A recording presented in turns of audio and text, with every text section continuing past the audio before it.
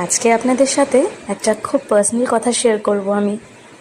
শুনতে হলে কানটা একটু সামনে আনুন। রানা ঘরের রান্না বান্না একদমই পারে না বললেই চলে, কিন্তু এই যে বলে না, সকলেরই কিছু না কিছু গুণ থাকে। তো রানার সব গুণের মধ্যে একটা গুণ হচ্ছে গিয়ে ও খুব ভালো চা করতে পারে।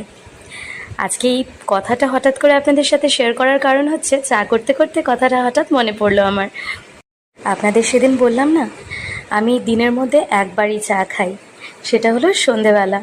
তাই ওই এক কাপ চা একটু স্পেশাল না হলে আমার ভালো লাগে না। তো কখনো রানা তৈরি করে আর কখনো দায়িত্বটা আমার পড়ে, যেমন আজকে আমার দায়িত্ব চাটা করার। রানা এখন একটু ফ্রেশ হয়ে বেদের সাথে খেলছে।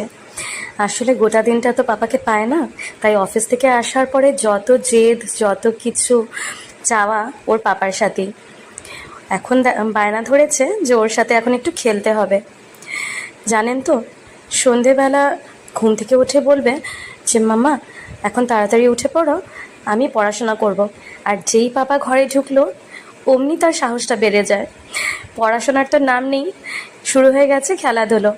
তবে হ্যাঁ, চাটা খেয়ে একটু ওকে নিয়ে পড়তে বসতেই হবে, কারণ আর 4-5 দিনই রয়েছে ওর এক্সাম স্টার্ট হওয়ার। আপনাদের হয়তো হাসি পাচ্ছে, তাই না? ছেলে নার্সারিতে পড়ে আর এত সিরিয়াসনেস দেখাচ্ছি। আসলে আমি চাই, জানেন তো, যে বেদের বয়স অনুযায়ী বেদ যতটুকুই স্কুলে শিখছে সেটা যেন প্র্যাকটিস করে বাড়িতে এসে, সেটা যেন পারফেক্টলি মনে রাখতে পারে। তাই আমি রোজ ওকে আধা ঘন্টা হলেও পড়তে বসাই। আর যদি একদম সময় না থাকে, আমি 15 মিনিটস হলেও ওকে নিয়ে একটু পড়তে বসি, যাতে ওর রোজ পড়াশোনা করার একটা হ্যাবিট ফর্ম হয়। আমার কথা তো হলো, এবার আপনারা বলুন তো, আপনাদের বাড়িতে চাটা বেশি ভালো কে বানায়, আপনি না দাদা, নাকি দুজনেই? অবশ্যই জানাবেন কিন্তু। তো আজকে চলি, আপনাদের সাথে দেখা হবে আবার একটা অন্য ব্লগে। টাটা।